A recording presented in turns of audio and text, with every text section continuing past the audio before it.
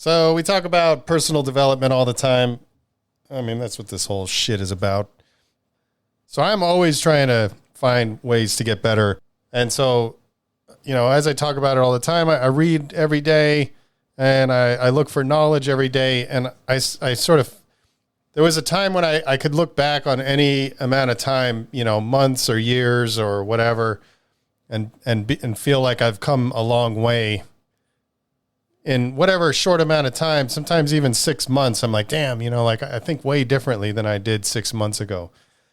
And I was thinking about that, and I feel like I started to plateau a little bit, and I kind of did an audit in my mind, like, why do I think that that's happening, and what can I do to sort of get to the next level, and so I'm trying to be the best version of myself that I can be, and what's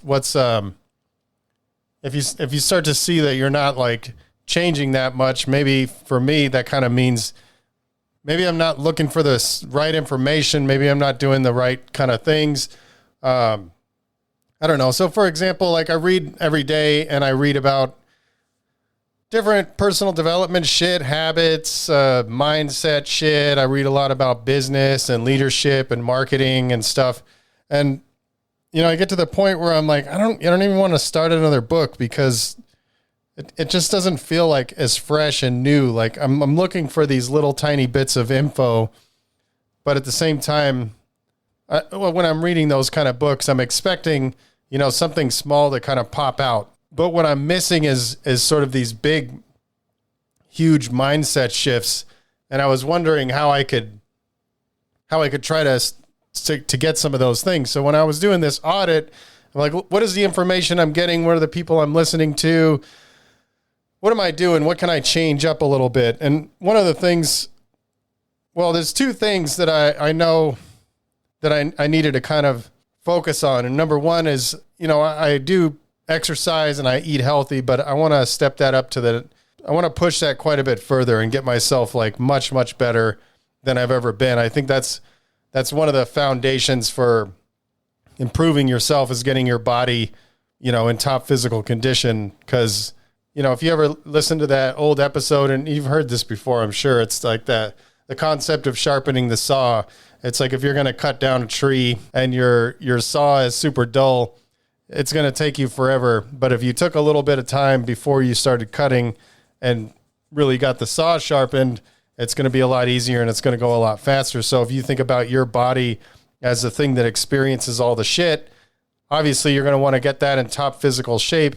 If you want to have the best mental health, you can't really do that if you're in terrible shape and you're eating shit. I mean, it's just, those things are tied together. If you're poisoning your body and you're not moving your body, it's not going to really, you're probably never going to achieve the mental health state that you're trying to get to.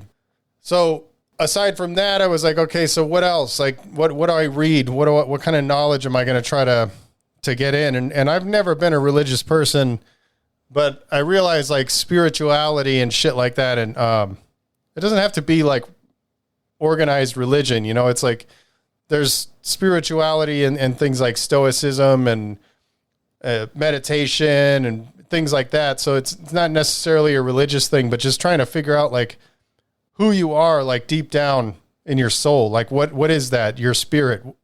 So that's what I wanted to talk about today. And it might sound kind of weird. I don't know. It's a weird concept to me, but it's very interesting. But I want to also make sure that I get into why it is incredibly helpful to sort of get down to the basics of what that is. So I read this a while back in the book called The Untethered Soul, and it's talking about like who you are. And it's really interesting because it's not a concept that I ever thought about. And so in that book, when they talk about it, and it's been a minute, so I might not have it exactly right, but in that book, they asked somebody, who are you? And their response was telling them their name. And the response to that was, well, that's just a bunch of letters. That's not who you are. If you didn't have that name, you'd still be you. And so they were kind of like stripping down, like, who are you? Okay, so, well, I grew up here and I do this for a profession, or all these kind of different things that they feel that is part of their identity. And the response is like, those are just things that you did. Who are you? You know, and it's a hard question to answer. So if you look at your life, you know, you could say, I'm a graffiti writer, or I'm an artist, or I am such and such, you know, I'm a male, I'm a female, you know, all of these different things that you can sort of tie your identity to.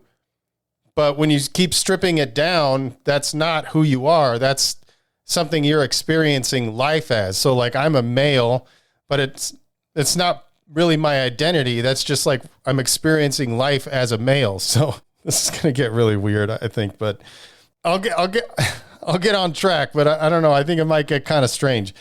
What I was talking about just now is this concept about the observer and the observed, right? So think about when you're in a conversation, there's somebody that's speaking and there's somebody that's listening. And so there's two people for that. And so when you really want to get way down into like who you are, you could keep going back. You could say, you know, I'm a graffiti writer, or my name is this, or I'm a man, I'm a woman, I'm a punk rocker. I don't even say that. I'm a metalhead. I, you know, all of these different things. None of those things are really who you are. Those are things that you maybe have done in life or experienced, and sure, they may shape like how your personality is and all that kind of stuff, but it's not really who you are. So when you keep going back and back and back, all the way down to this concept of the observer and the observed, when you're thinking, there's people that say you're not thinking, that's something that's happening to you. And it kind of makes sense, because how often are you just out there and your thoughts are just going and going, and you're just sort of like observing those thoughts. So the idea is like, you're not the one that's even thinking. Like if you go all the way back, you're the one that's observing those thoughts. So, I mean, it's a real trip, right? I mean, there has to be a speaker and a listener. That's the idea. So when you think about who you are is the one that's listening. Who you are is the one that's experiencing being a graffiti writer. All of that kind of stuff. Like that's your identity. That's your spirit. That's like what's all the way, I don't know. For me, it's the idea is like, if you strip everything down to the bare minimum, like that's who you are. The reason I wanted to talk about this is because I find it really helpful to think on this level, because let's say you strongly identify as something. For example, you strongly identify as a graffiti writer. You feel like my whole identity is a graffiti writer. That's all I want to do. I want to kick it with graph writers. I want to look at graph on the internet. Like that's my whole shit. Then when somebody calls you a toy, it's like the worst thing that you could possibly hear from somebody, or somebody doesn't like your shit, or somebody doesn't know who you are, or whatever. Everybody has different kind of like activators, you know, that'll kind of trigger them into getting pissed off. But just imagine if that wasn't part of your identity, if you were just a spirit or a spiritual being, or I don't know what the correct, or if there is a correct way of looking at it, but what if you were just a spirit that was experiencing life as a graffiti writer, and that wasn't part of your identity? Then it doesn't matter if somebody calls you a toy. It doesn't make a difference. It's sort of like if you put these labels on yourself, you could tie this to any number of things. Like you could see people getting upset about, you know, I could just keep it on the graph culture for a little bit. Like I can remember these arguments like, oh, you know, well, I'm a real writer because I did this kind of graph and you're a street artist. So like, we're not the same. And people get offended about it. You know, there's this sort of animosity between people because somebody has sort of made the decision that being a graph writer is part of their identity. And they can even go all the way down to like, if you didn't write on this kind of shit, like you see people, old school LA writers, like if you never wrote on a bus, you're not a real writer, or New York writers, you're not a real writer if you never wrote on a subway. You know, it's like all these kind of things. I think that's part of the problem with having your identity attached to something so specific. And if you don't have your identity attached to something, imagine how much more free you can be to not be offended by shit and not be triggered by things, because it doesn't really matter. It's not really it's somebody questioning something that you're into doesn't reflect on who you are. It doesn't change anything for you. There's no reason to get upset about it. There's no reason to get offended by it. If you just keep that in mind and you're like, I'm just experiencing this shit. I'm experiencing life as a graffiti writer. I'm having these experiences, and it doesn't go any further than that. It's not an attack on you when somebody doesn't necessarily like what it is that you like or thinks the same way that you think. So having this kind of perspective can have a really big impact on your mental health if you think about it. Cause like, think about all the shit that goes on in your mind all the time. I know I could speak for myself, and I could speak for some people that I've had conversations with, that a lot of times your mind just runs away with shit and it tends to make things a lot worse. Right. So let's say, for example, I'll tell a little story that just happened to me recently that relates to this. So I was already stressed out about some shit that was happening in my business. I don't want to, it's a kind of a long story, but it was like, it's a complicated problem that I'm faced with, and I'm still facing it right now. And I'm at home, and the team calls me and they say, hey, the new laminating machine showed up and it's way too heavy. We need some help getting it into the shop, So I'm on my way down there, and already I'm kind of pissed because I'm like, why did this fucking company, I just spent all this money on a super expensive machine, and it's like fucking 400 pounds. Like you're just going to deliver it. You're not going to tell me when it's showing up. Those things you got to be prepared for, So I had been kind of pissed about the way that this company's doing business already. So I already started failing a little bit. So like, I'm feeling like my mind is running away with this shit. It's like I'm on my way down there, and that's where my mind's going. Why the fuck didn't they say anything? I need to plan for this shit. Like, how the fuck, all this kind of stuff. I get there, the laminator is sitting outside, the sun's beating down on it. I'm like, dude, this is like a big investment. I don't know how we're going to do it. I go over and I try to lift my side, and it's just too fucking heavy. So long story short, we all team up on it and manage to get it up onto the stand, which has wheels. And so we're going to roll it in. So we're trying to be all careful. We're like, okay, let's roll it in. The thing fucking stops on something like a big crack in the ground or some shit. The whole fucking thing tips over, and it lands right on my big toe. So my big toe gets fucking smashed, and there's this really expensive piece of equipment that we've been waiting for a long time. I don't know if it's broken. So I was already pissed that they dumped this thing on us without saying anything. And then I was getting more pissed as we're trying to lift it up because there's no instructions. It's just really poorly executed on all levels. So like, I'm allowing my mind to just run away with these thoughts. And back to the original point, if you think about it on this level, I'm not the one that's having these thoughts. These thoughts are happening to me, and I'm observing them, and I'm allowing myself to be affected by them. So my foot's fucked up. It's gushing blood. I wrap it up with some gauze, throw my shoe back on. I'm like, just get this fucking thing in, and then I'll figure out my toe later, So we end up getting the machine in. My foot's all fucked up, but we're in better spirits because like the machine is back in the shop, and I'm like, all right, I'm going to get out of here. I go home, and I really get a look at my toe, and it looks fucking nasty. And when Jessie got home, I was like, told her what happened. And I was like, look at this toe. Like, what do you think I should do? And she, as soon as I took the gauze off, she's like, oh my God, that looks like a dead person's toe. Like it was all purple and fucking, it was nasty. So one of the more stressful things is like, I just don't have a lot of free time. So like thinking about this toe, I'm like, God damn it, I have to go to the hospital or something. And it's going to take for fucking ever to deal with this. And how much is it going to cost? Like, is my toe broken? Is it going to heal all fucked up? Like all these thoughts are just happening to me, And so we ended up going to the hospital somewhere. I don't know if it was like on the way there or as we were there. I remembered this concept, and I had already written out the bullet points for this episode. And this is where I'm going to get into why it's helpful. I know this is kind of a roundabout, weird ass episode, but as I started thinking like this shit is not happening to me. Well, how was I thinking? I guess when it comes down to it, it's like, this is all like part of the human experience, like all this kind of shit. I have a decision to make. Like I can decide whether or not I'm going to let all these thoughts actually have an effect on me, or if I can just observe them and be okay with experiencing this stuff. Today I was listening to a book that I'm pretty far in it, like a couple hours in.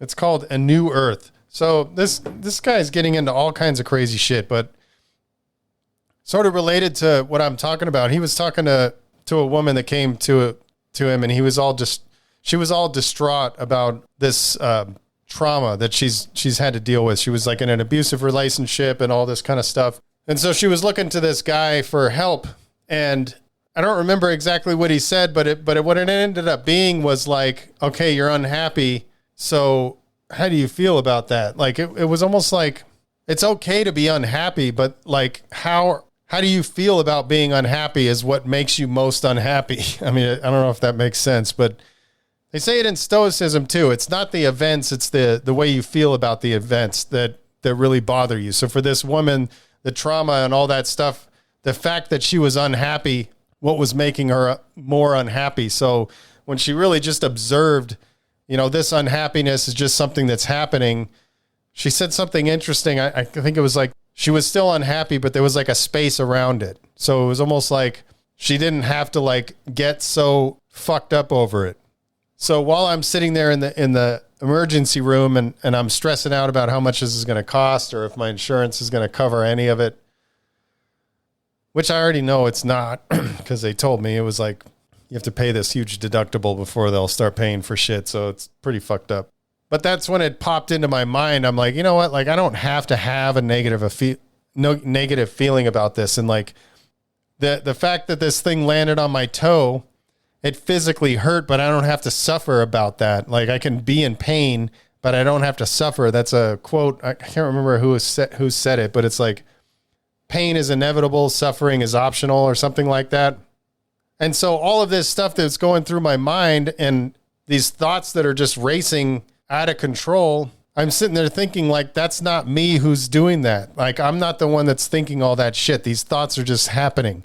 Because when you get into that kind of phase of overthinking and your thoughts just keep like chaining together and all this kind of crazy shit keeps happening, it's almost like you're not even doing that shit. And it's probably that you aren't. Like those thoughts are just happening to you. And so if you're thinking like, I'm just the one that's observing those thoughts, it makes it way easier to manage because you can really take a step back and just sort of watch all that shit happen. It's really weird when you think about it on this level. So I don't know. That was just a recent example of how I used this and how sort of taking a step back and just realizing this is all shit that's just happening. I don't have to have an opinion on it. I don't have to feel one way or another about it. I have to just do whatever it is I'm going to do. I can observe all these thoughts that I'm having. I can observe all these feelings and not really kind of, because the thing, I'm sure we've all experienced it. Like the more unhappy or the more stressed or the more mad you get, you actually get, it actually intensifies it when you think like, I don't want to feel like this. Like if you're mad and you're like, I don't want to be all pissed off right now, that makes you even more mad. So if you take a step back all the way into that observer mode and just be like, all right, I'm just going to observe all this shit that's happening, it really starts to quiet everything down. So what it really boils down to for me is I would love to go through life and be able to be objective about everything as much as possible. There's some stuff that's you're going to have an opinion on, obviously. But if you live your life thinking as the observer, you're really not going to get as affected by things as you would otherwise. You're not going to get as offended by things. This is my opinion. This is how it's helping me. I really don't want to go through life and be offended. I as a graffiti writer, I've been in the game like 32 years or something, and I still get called a toy on the internet when I put out a video. Like people take shots. But I don't get offended by it because it's like, I don't know this fucking person and I'm not even, that's not like a big part of my identity. There's something else. There's something more to this life than the things that I do. So I think trying to figure out that observer mode, and whenever different experiences happen, you can kind of objectively look at those experiences and be like, yeah, okay, my foot's smashed. I would prefer that it wasn't, but what do I got to do to move forward, And I just think I think it's a step towards one of my biggest goals is being able to just handle life in a more objective way and not so much be affected by everything that's happening and sort of be able to make the choice on how I'm going to respond to whatever it is that happens and not allow my inner dialogue to make those choices for me.